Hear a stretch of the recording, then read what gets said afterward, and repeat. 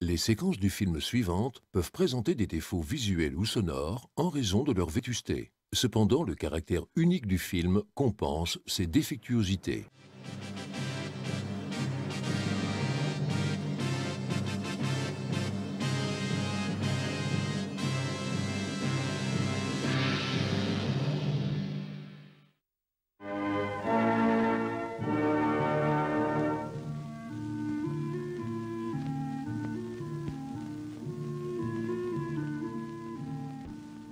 Il n'y a pas très longtemps, le paysan était tributaire d'animaux de trait, de bœufs et de chevaux pour travailler ses champs, tracter sa charrue et tirer d'autres matériels. La puissance en chevaux avait alors un sens très littéral. Dans certains cas, alors que l'agriculture prenait essor avec la colonisation des Midlands et que les outillages comme les grandes moissonneuses-batteuses se développaient, de nombreux chevaux étaient utilisés au même moment. Mais tout a commencé par un cheval.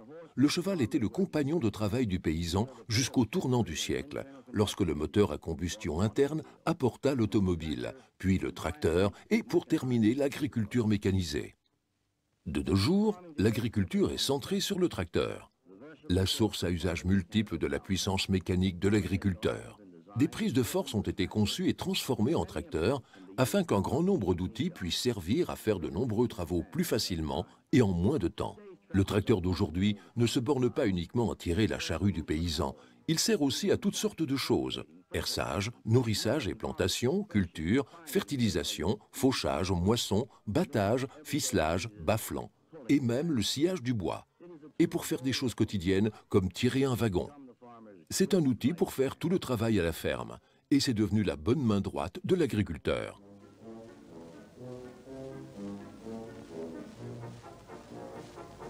Tout comme le tracteur qui se trouve derrière l'agriculteur, l'ingénieur se trouve, lui, derrière le tracteur. C'est le savoir-faire et l'imagination technique qui ont développé le tracteur d'aujourd'hui. Et le rêve d'un ingénieur, Ferdinand Porsche, s'est réalisé dans le tracteur Porsche Diesel d'aujourd'hui. Ferdinand Porsche était l'un des grands pionniers de l'âge de l'automobile.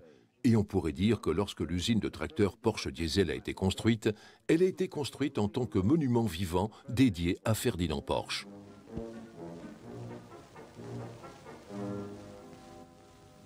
L'endroit choisi pour la nouvelle usine Porsche Diesel était en soi approprié. Il se trouve au cœur même de la région traditionnelle d'ingénierie de l'Allemagne de l'Ouest, sur les rives du lac de Constance. Au fil des ans, cette région a attiré des techniciens hautement qualifiés, les pionniers du progrès technique, les hommes qui ont un rêve. L'ingénierie avancée semble émerger tout naturellement des rives du lac de Constance. Et c'est ici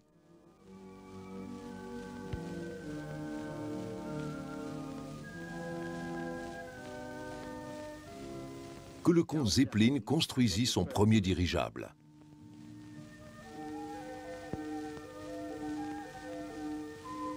Et c'est à partir du lac de Constance qu'il fit voler son dirigeable Saxon jusqu'à Vienne, où il fut accueilli par l'archiduc Franz Ferdinand, dont l'assassinat allait déclencher une guerre.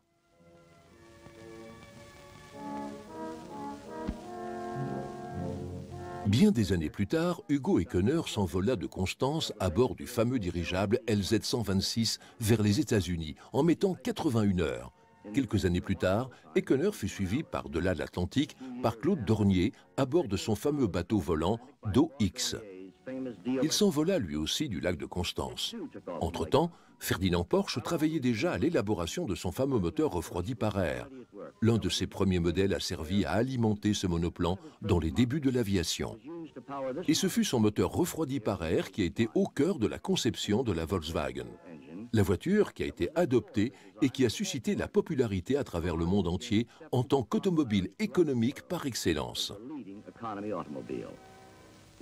C'est le moteur refroidi par air Porsche qui est au cœur de la superbe performance du tracteur Porsche Diesel, le tracteur le plus avancé dans le monde d'aujourd'hui.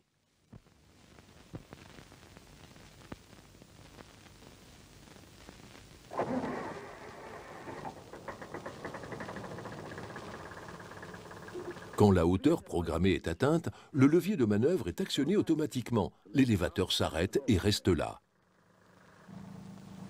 Comme nous avons vu, le moteur de ce tracteur Porsche Diesel est refroidi par air.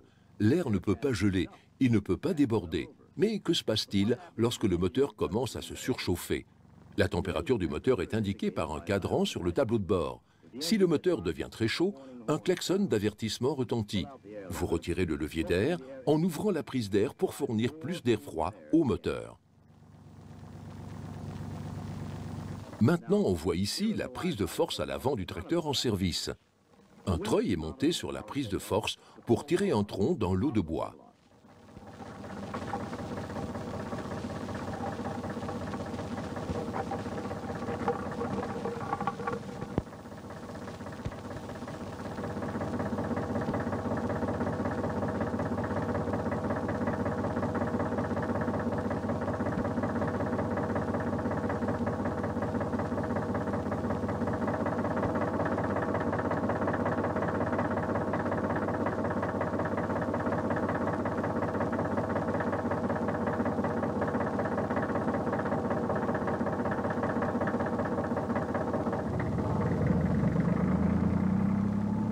Une fois que le tronc a été traîné jusqu'à la clairière, le tracteur le reprend.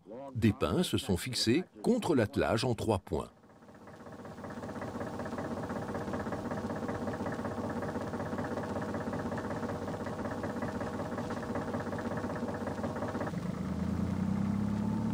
Les pinces soulèvent le tronc et l'élévateur hydraulique hisse l'extrémité du tronc. Le tracteur l'emporte.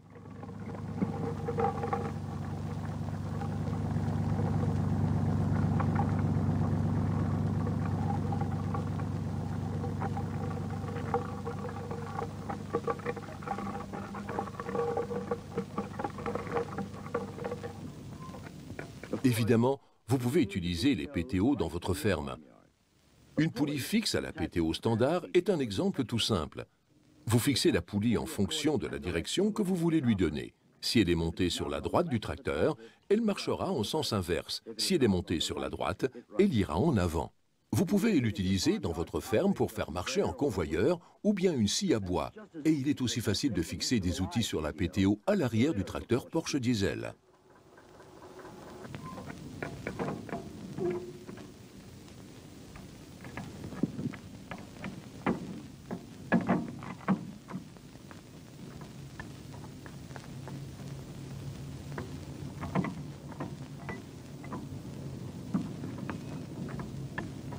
Il convient de protéger cette PTO quand elle marche. Un recouvrement en tôle placé au-dessus de la connexion sert de dispositif de sécurité.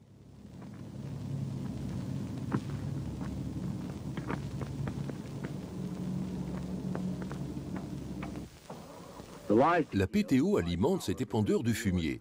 Il fait fonctionner un tapis roulant et un dispositif épandeur.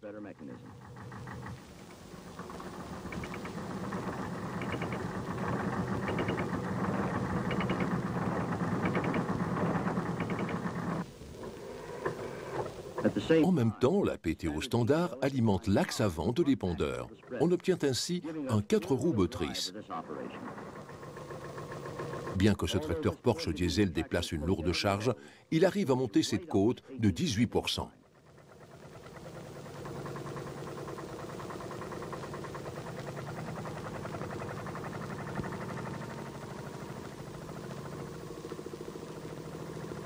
Un Porsche Diesel chargé arrive même à monter une côte de 33%.